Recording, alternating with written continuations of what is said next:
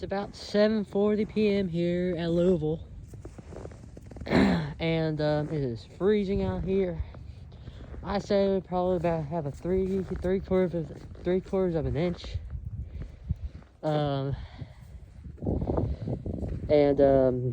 Yeah. This is me walking across the snow.